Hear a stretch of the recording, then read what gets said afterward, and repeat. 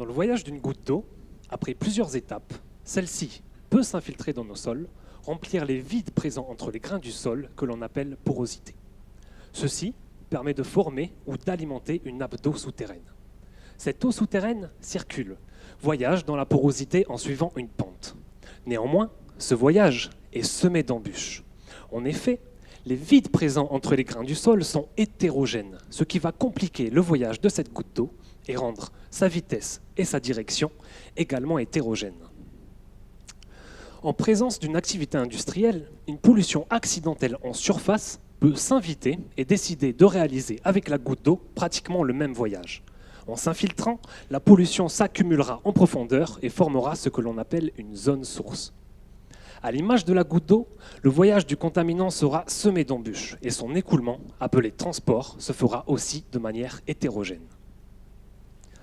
L'objectif de ma thèse est donc de pouvoir décrire de manière précise le voyage de la goutte d'eau et du contaminant afin de localiser la zone source. Tout cela pour faciliter les travaux de dépollution. Mon rôle est en fait comparable au travail inverse d'un guide touristique. En effet, je dois décrire les différentes étapes du voyage pour connaître le point de départ de ce voyage qui est la zone source de contamination que je recherche.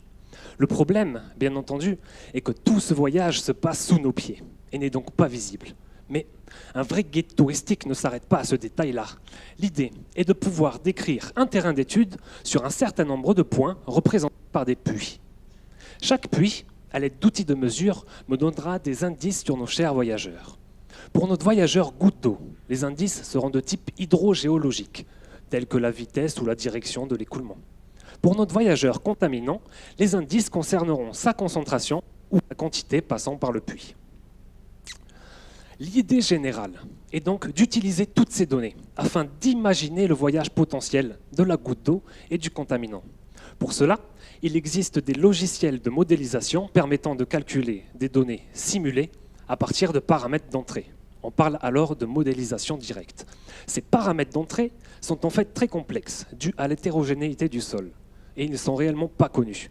Et c'est là que mon travail inverse de guide touristique intervient. Ces paramètres d'entrée seront estimés à partir d'un code de calcul qui va comparer les données simulées avec les données observées sur le terrain. Qui dit code de calcul dit plusieurs solutions.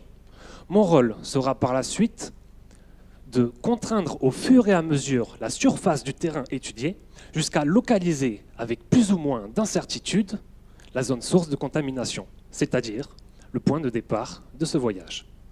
Merci.